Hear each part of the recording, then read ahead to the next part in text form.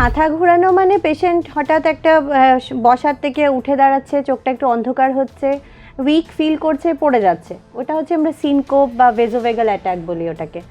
কিন্তু ভার্টাইগোতে পেশেন্ট কিন্তু পড়বে না, পেশেন্ট শুধু ব্যালেন্সটা হারিয়ে নেবে, মানে ব্যালেন্স হারানোটাই হচ্ছে ভার্টাইগো। পেশেন্টের চতুর্দিকটা ঘুরবে, ওর মনে হবে ওর আশেপাশে খাট ঘুরছে, ওয়াল ঘুরছে, সব ঘুরছে, সেই জন্য সে ব্যালেন্সটা হারিয়ে নিচ্ছে। সাথে কানে একটা শোঁ করে আওয়াজ করতেই থাকবে, মানে অস্বস্তিকর একটা আওয়াজ। ওর মনে হবে যে আমি এখন বোধহয় ভমিট করলে আমি বোধহয় বেটার ফিল করব, এই জিনিসগুলো একটা থাকবে ওর। ভার্টাইগো পুরোপুরি একটা নিউরোলজিক্যাল ডিসঅর্ডার, সেই জন্য আমাদেরকে দেখতে হবে অনেক ধরনের পরীক্ষা করে যে কিসের জন্য হচ্ছে। সেটা এক্স রে করতে হবে ঘাড়ের, তারপর চোখের টেস্ট করতে হবে, হ্যাঁ কানের বিভিন্ন ধরনের টেস্ট আছে, ইলেকট্রোনিস্টেগমোগ্রাফি আমাদের এখানেও করি আমরা, বিএনজি, হ্যাঁ এইসব সব কিছু, ভ্যাম্প, এগুলো অনেক ধরনের টেস্ট আছে যেগুলো কানের নার্ভগুলোকে টেস্ট করে। সেইগুলো টেস্ট করে দেখতে হবে যে সত্যি কেন তার ভার্টাইগো হচ্ছে, সেই অনুযায়ী তার চিকিৎসা হবে। ভার্টাইগো ইটসেলফ যদি হয় যে ভার্টাইগো হচ্ছে 3-4 দিন হয়ে গেছে, কোনো রিলিভিং কিছু নেই, কানে আওয়াজ করছে বা ঘাড়ে ব্যথা হচ্ছে বা সাংঘাতিক নজিয়া, ভমিটিং, বা পেশেন্ট নিজেকে ব্যালেন্সটা রাখতেই পারছে না, তাহলে কিন্তু আমাদের একজন চিকিৎসককে দেখানোটাই পরামর্শ থাকবে। হঠাৎ হঠাৎ কি মনে হয় চারপাশটা ঘুরে যাচ্ছে বা আপনি নিজেও ঘুরছেন?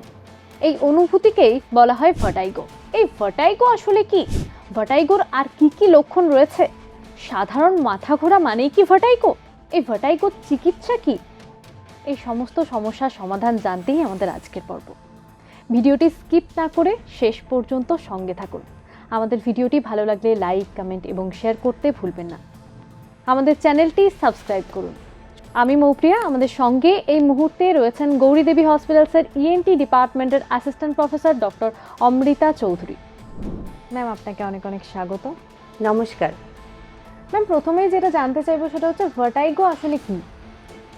ভার্টাইগো হচ্ছে একটা, মানে মাথা ঘুরানো ঠিক নয়, ভার্টাইগো হচ্ছে যে পেশেন্টের কিন্তু কিছু হচ্ছে না, কিন্তু পেশেন্টের মনে হচ্ছে পেশেন্টের চতুর্দিকটা ঘুরছে। মানে সাধারণ মাথা ঘুরানোতে পেশেন্টের মনে হচ্ছে যে আমি পড়ে যাব। ভার্টাইগোতে কিন্তু পেশেন্টের ওটা মনে হবে না, ভার্টাইগোতে পেশেন্টের মনে হবে সারাউন্ডিংটা ঘুরছে, যখনই পেশেন্টের চেঞ্জ হবে কোনো মুভমেন্টে, সেইটা হচ্ছে ভার্টাইগো। এবং ভার্টাইগোর কিছু শুধু ওই চতুর্দিক ঘুরছে ওটাকেই ভার্টাইগো বলি না, ওটার সাথে আরও কিছু সিমটমস থাকবে, যেরকম কি কানে একটা আওয়াজ করবে, রিঙ্গিং সেন্সেশন, মানে শো শো করে একটা আওয়াজ করবে, তারপর একটা মনে হবে যেরকম ঘাড়ে ব্যথা, হ্যাঁ ওই জিনিসগুলো, বমির ভাব করবে, নজিয়া, ভমিটিংয়ের একটা কমপ্লেন থাকবে। তো এই জিনিসগুলোকে কালেকটিভলি আমরা বলি ভার্টাইগো। মানে যদি মেডিকেল টার্মসে কেউ জিজ্ঞেস করে তাহলে ফলস সেন্স অফ, মানে রিলিং অফ হেড, মানে পেশেন্ট ঘুরবে না, পেশেন্ট পড়বেও না, পেশেন্টের মনে হচ্ছে আমার চতুর্দিকটা ঘুরছে, ওই রকম আর কি। ভার্টাইগোর আর কি কি লক্ষণ রয়েছে? ভার্টাইগোর সাথে থাকবে ওই নজিয়া, ভমিটিং, মানে বমির ভাব হওয়া, তারপর কানের মধ্যে একটা আওয়াজ করবে, একটা অস্বস্তিকর, অনেক সময় খুব গরম লাগে ঘাড়ে, ওইসব জায়গাটা একটা ফ্লাশিং হবে, হ্যাঁ তারপর মনে হবে যে পজিশনটা চেঞ্জ করলে হঠাৎ ঘুরছি, অনেক সময় চোখেরও একটু প্রবলেম হতে পারে ভার্টাইগোর সাথে, হ্যাঁ ওই জিনিসগুলো আছে, মানে ভার্টাইগোর সাথে অনেকগুলো সিমটমস রিলেটেড থাকে আর কি। এই সাধারণ মাথা ঘোরা আর ভার্টাইগো, এই দুটোকে কিভাবে ডিফারেন্সিয়েট করব? সেই মাথা ঘোরানো মানে পেশেন্ট হঠাৎ একটা বসার থেকে উঠে দাঁড়াচ্ছে, চোখটা একটু অন্ধকার হচ্ছে, উইক ফিল করছে, পড়ে যাচ্ছে, ওটা হচ্ছে আমরা সিনকোপ বা ভেসোভেগাল অ্যাটাক বলি ওটাকে। কিন্তু ভার্টাইগোতে পেশেন্ট কিন্তু পড়বে না, পেশেন্ট শুধু ব্যালেন্সটা হারিয়ে নেবে, মানে ব্যালেন্স হারানোটাই হচ্ছে ভার্টাইগো। পেশেন্টের চতুর্দিকটা ঘুরবে, ওর মনে হবে ওর আশেপাশে খাট ঘুরছে, ওয়াল ঘুরছে, সব ঘুরছে, সেই জন্য সে ব্যালেন্সটা হারিয়ে নিচ্ছে। সাথে কানে একটা শোঁ করে আওয়াজ করতেই থাকবে, মানে অস্বস্তিকর একটা আওয়াজ। ওর মনে হবে যে আমি এখন বোধহয় ভমিট করলে আমি বোধহয় বেটার ফিল করব, এই জিনিসগুলো একটা থাকবে ওর। হ্যাঁ কানে শুনতে কম পাবে, ঘাড়ে ব্যথা থাকবে, ওই জিনিসগুলো ভার্টাইগোর সাথে থাকে আর কি অ্যাসোসিয়েটেড। অনেকের ক্ষেত্রে দেখা যায় যে শুয়ে আছে বা বসে আছে, সঙ্গে সঙ্গে উঠলে বা পাশ ফিরলে মাথা ঘোরার একটা সিমটম দেখা যায়, এটাও কি ভার্টাইগো? হ্যাঁ এটাও ভার্টাইগো। সাথে যদি ওই অন্য সিমটমস, মানে পেশেন্টকে জিজ্ঞেস করতে হবে যে আপনার কি মনে হচ্ছে, যে আপনি পড়ে যাবেন নাকি আপনার মনে হচ্ছে আপনি যখন শুয়ে আছেন একটা পশ্চার চেঞ্জ করছেন, ধরুন সোজা শুয়ে আছে পেশেন্ট, হঠাৎ এক সাইডে ফিরে গেল, তখন মনে হচ্ছে সামনের ওয়ালটা ঘুরে গেল পুরোটা, ওই রকম হচ্ছে, নাকি মনে হচ্ছে আমি নিজেই পড়ে যাচ্ছি। যদি ওরকম হয় যে সামনের ওয়ালটা ঘুরে যাচ্ছে, সামনের সোফাটা ঘুরে গেল, হ্যাঁ, বা বিছানাটা ঘুরছে মনে হচ্ছে, নড়ছে, তাহলে কিন্তু এটা পেশেন্টের ভার্টাইগো। কিন্তু যদি পেশেন্ট বলে না আমার মনে হচ্ছে, আমার উইক ফিল হচ্ছে, আমার চোখের সামনে অন্ধকার হয়ে যাচ্ছে, আমি পড়ে যাচ্ছি, তাহলে কিন্তু ওটা সাধারণ মাথা ঘোরানো বা লাইট হেডেডনেস, হ্যাঁ, সেটাকে আমরা ভার্টাইগো ধরতে পারি না। এর চিকিৎসা কি রয়েছে? ভার্টাইগো, দেখো ভার্টাইগো মেইনলি একটা নিউরোলজিক্যাল ডিসঅর্ডার। সেটা কানের একদম ভিতরের অংশ, মানে ইনার ইয়ার যেটাকে আমরা বলি, সেটার দুটো পার্ট রয়েছে, ককলিয়া আর ভেস্টিবিউল। ভেস্টিবিউলটা আমাদের বডির ব্যালেন্সটাকে কন্ট্রোল করে। তো এই ভেস্টিবিউলে যখন কোনো ধরনের ডিজিজ হয় তখন ভার্টাইগো হয়। কানের তো ডেফিনেটলি কানের সমস্যা হলে একটা ভার্টাইগো খুব মেজর লক্ষণ। চোখেরও কিন্তু প্রবলেম হলে ভার্টাইগো হয়, কেননা চোখে পেশেন্টের দীর্ঘদিন ধরে চোখের রিফ্র্যাক্টিভ একটা এরার, মানে পাওয়ার বেড়ে আছে, কিন্তু পেশেন্ট চশমা ইউজ করছে না, তখন কি হয়, ওই আমাদের ভেস্টিবুলার অকিউলার রিফ্লেক্স ওইটাও আবার ডিসরাপ্টেড হয়ে যায়। তখনও কিন্তু পেশেন্টের একটা মনে হবে সামনের দিকটা ঘুরছে, ও একটা স্টেপ দিতে যাবে, ও পারবে না, ওর মনে হবে যে না সিঁড়িটা বোধহয় সামনে, তখন ওর একটা মনে হবে চতুর্দিকটা সিঁড়িটা বোধহয় সরে গেল নাকি, মানে ওই রকম একটা ব্যাপার। তো ওইটা কিন্তু ভার্টাইগো।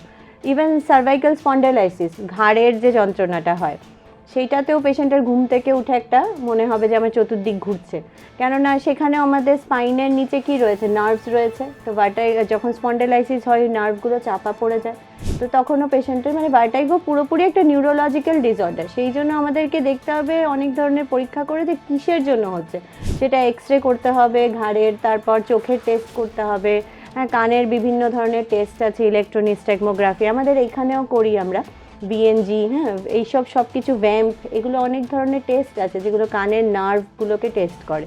সেইগুলো টেস্ট করে দেখতে হবে যে সত্যি কেন তার ভার্টাইগো হচ্ছে, সেই অনুযায়ী তার চিকিৎসা হবে আর কি। এই ভার্টাইগো কি কখনো বিপজ্জনক অবস্থা আনতে পারে? হ্যাঁ, বিপজ্জনক হতে পারে। যদি দীর্ঘদিন ধরে একটা পেশেন্টের ভার্টাইগো হচ্ছে, তার মানে কি দীর্ঘদিন ধরে একটা নার্ভের সমস্যা হচ্ছে। এবার নার্ভের সমস্যাটা দীর্ঘদিন ধরে কেন হচ্ছে সেইটা আমাদেরকে দেখে নিতে হবে। অনেক সময় ব্রেইনেরও একটা অংশ রয়েছে, হাইন্ড ব্রেইন বলি আমরা ওটাকে, মানে ব্রেইনের 3টে পার্টের মধ্যে একটা পার্ট যেখানে সব কটা নার্ভ জড়িয়ে পেঁচিয়ে থাকে। সেইখানে ছোট একটা টিউমার হলে সেটা কিন্তু টিউমারটা ব্রেইনের টিউমার একটা কি বলবো, অন্য শরীরের বাকি বডি পার্টস থেকে ব্রেইনের টিউমারটা অনেকটাই আলাদা, কেননা ব্রেইনের টিউমারের গ্রোথটা খুব স্লো।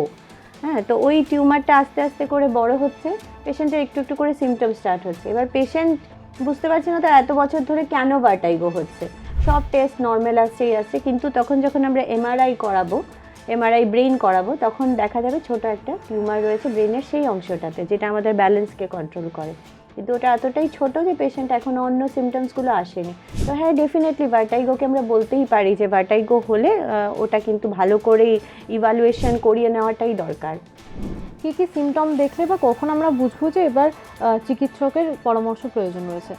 ভার্টাইগো ইটসেলফ যদি হয় যে ভার্টাইগো হচ্ছে, 3-4 দিন হয়ে গেছে, কোনো রিলিভিং কিছু নেই, কানে আওয়াজ করছে বা ঘাড়ে ব্যথা হচ্ছে বা সাংঘাতিক নশিয়া ভমিটিং, বা পেশেন্ট নিজেকে ব্যালেন্সটা রাখতেই পারছে না, তাহলে কিন্তু আমাদের একজন চিকিৎসককে দেখানোটাই পরামর্শ থাকবে। কেননা বললাম না, সেই ভার্টাইগো সবসময় একটা নিউরোলজিক্যাল ব্যাপার। এবার নার্ভ তো একদিনে খারাপ হবে না, সেটা আস্তে আস্তে আস্তে আস্তে ওই জিনিসটা আরও বাড়তে থাকবে।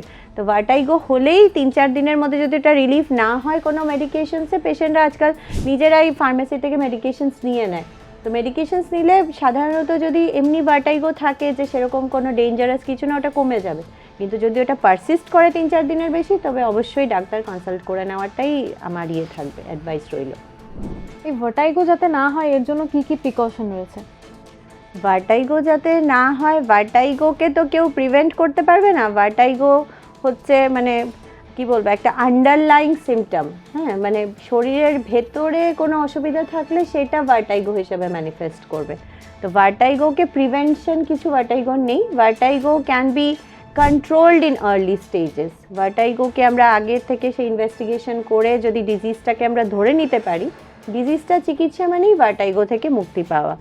কিন্তু ভার্টাইগোকে প্রিভেন্ট করা যাবে না। হ্যাঁ, ইএনটি রিলেটেড ভার্টাইগো যেগুলো আমাদের এখানে আসে প্রায়, ওইটাতে কিন্তু আমরা কিছু ম্যানুওভার করি, অ্যাপ্লিস ম্যানুওভার, হ্যাঁ, সিমন্স ম্যানুওভার, ওগুলো দিয়ে কিছুটা কমে যায়, কিন্তু পুরোপুরি ব্যাপারটা হয় না। পেশেন্টের স্ট্রেস ফ্যাক্টরটাও একটা ম্যাটার করে, মানে স্ট্রেসটা যত কম থাকবে ভার্টাইগো ততটাই মানে কম হবে আর কি, হবে ঠিকই কিন্তু কম হবে। তো ওই অ্যাপ্লিজ ম্যানোভার টেনোভার ওগুলো করলে কি হয়, আর সাথে সাথে পেশেন্টকে একটু স্ট্রেস ফ্রি রাখলে এবং ওই আন্ডারলাইং ডিজিজটাকে ট্রিট করতে হবে, ওই তিনটে যদি করা যায় তাহলে yes vertigo can be controlled in the early stages.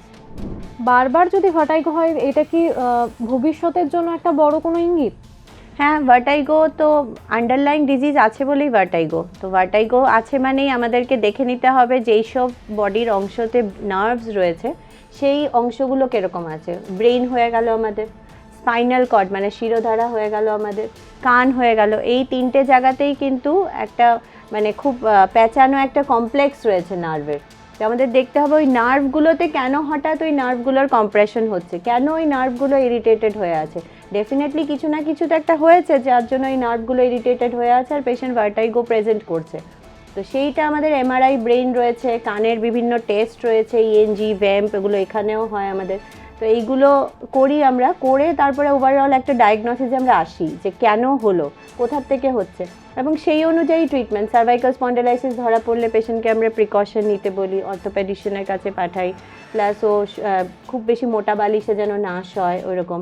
আর এখন আরেকটা জিনিস যেটা হয়ে গেছে, মানে এখন আমাদের মোবাইলের যুগ, তো আমাদের কি হয়, আমরা লাইট অফ করে রাত্রেবেলা একটা মোবাইল দেখার প্রবণতা আমাদের চলে এসছে। ওইটা কিন্তু একটা আন্ডারলাইং ফ্যাক্টর হয়ে গেছে, কেননা অন্ধকারে সেই যখন আমরা মোবাইলটা দেখি ওটা কিন্তু আমাদের নার্ভের জন্য খুবই ক্ষতিকারক, ওইটা একটা হচ্ছে।